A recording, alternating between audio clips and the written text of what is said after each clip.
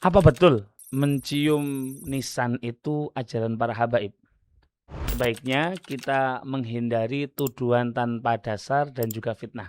Faktanya, Sayyidil Habib Abdullah bin Alawi Al-Haddad menjelaskan pada kitab beliau yang berjudul Sabilul Iddikar wal I'tibar bima yamurru bil insan wa yanqadi lahu minal a'mar. Di halaman 74 beliau menyatakan, adapun mengusap makam dan menciumnya, maka itu tidak disunahkan. Bahkan itu adalah hal yang makruh. Dan yang lebih sangat dimakruhkan dari itu adalah mengitari atau tawaf di kuburan. Perhatikan baik-baik. Ini adalah statement salah satu tokoh yang sangat dihormati di kalangan habaib, yang rotibnya bahkan diijazahkan oleh Syekhona Khalil Al-Bangkalani kepada santri dan juga istri beliau.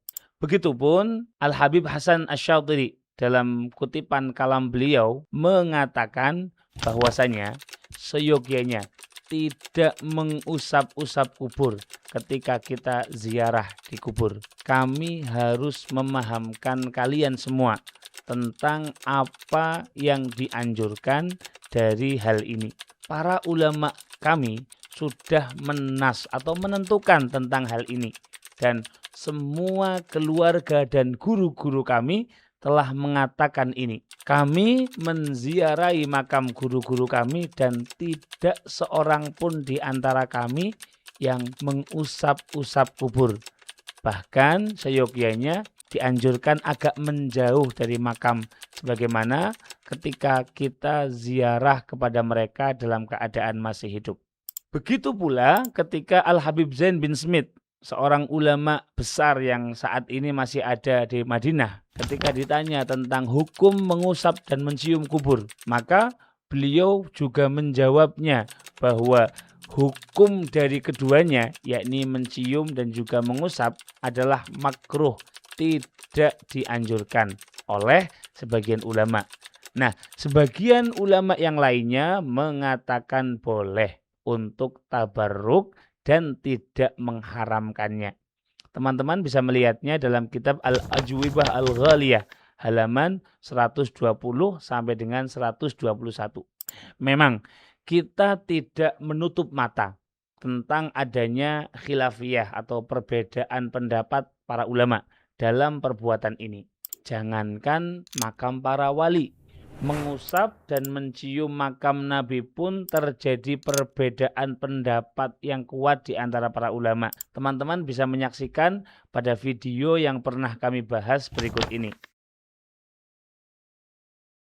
Nah, sebagaimana terjadi perbedaan pendapat di dalam mencium dan mengusap makam Nabi, maka mencium dan mengusap makam para wali pun terjadi perbedaan pendapat di antara para ulama.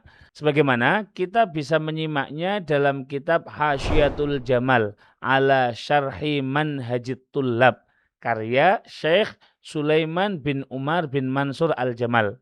Nah, bagi para pecinta literasi pesantren, kitab ini tentu amat sangat familiar. Beliau mengatakan dalam kitab tersebut, "Na'am, in qasada bitakbili atrihatihim at-tabarruka lam yukroh kama aftabihi al-walidu rahimahullahu ta'ala." Yang artinya, apabila mencium makam para aulia ini tujuannya adalah untuk tabarruk, maka itu tidak dimakruhkan, sebagaimana difatwakan oleh orang tua kami rahimahullah. Dan para ulama dengan jelas menyatakan anjuran mencium tongkat yang digunakan untuk mengisyarahkan diri ke Hajar Aswad dan tidak mampu mencium Hajar Aswad secara langsung. Jadi kita mengisyarahkannya dengan tongkat tadi, kemudian mencium tongkat yang kita gunakan untuk mengisyarahkan Hajar Aswad tadi. Nah, ibarah serupa juga termaktub dalam kitab Nihayatul Muhtaj, juz 3 halaman 34, karya Al-Imam Syamsuddin Muhammad bin Abil Abbas Ibnu Syihabur Ramli. Nah, Bagi para pecinta literasi pesantren, khilaf ini tentu bukan sesuatu yang baru. Bahkan dalam kitab Busyrul Karim, Syarah Muqaddimah Hadramiyah juga dikatakan dengan ringkas wa fi taqbili dharaihil auliya khilafun fa inda Hajim yakni Ibn Hajar makruhun wa inda Mimra Imam Ramli yakni sunnatun. Di Busyrul Karim halaman 474. Dalam hukum mencium makam para wali, para ulama berbeda pendapat. Al-Imam Ibnu Hajar memakruhkan, sedangkan Al-Imamur Ramli tidak memakruhkan.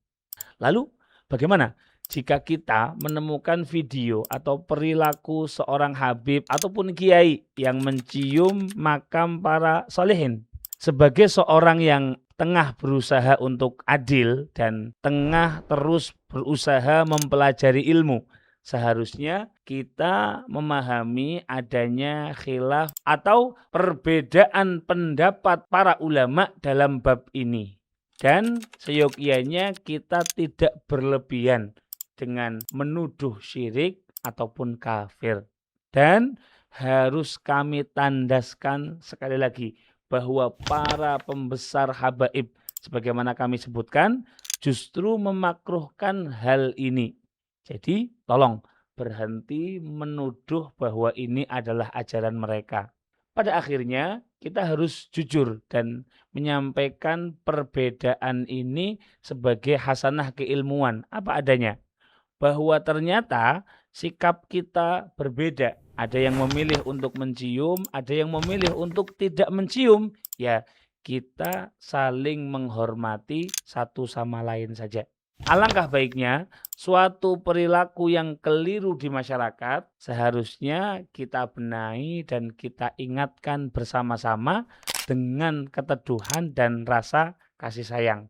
Bukan justru kita sertai fitnah yang kontraproduktif bagi persatuan seluruh umat Islam. Semua masalah yang berhubungan dengan kubur, termasuk hukum menghias kubur hingga penyimpangan di dalam kubur seperti sesajen, bisnis kuburan, dan lain sebagainya pernah kami bahas 1 tahun yang lalu. Teman-teman bisa mengakses dan menyaksikan pada video berikut ini. Semoga ini semua menjadi ilmu yang bermanfaat dan semoga Allah Subhanahu wa taala senantiasa menyatukan hati kita di dalam kebaikan dan membuka hati kita untuk mau berlapang dada menerima perbedaan. Assalamualaikum warahmatullahi wabarakatuh.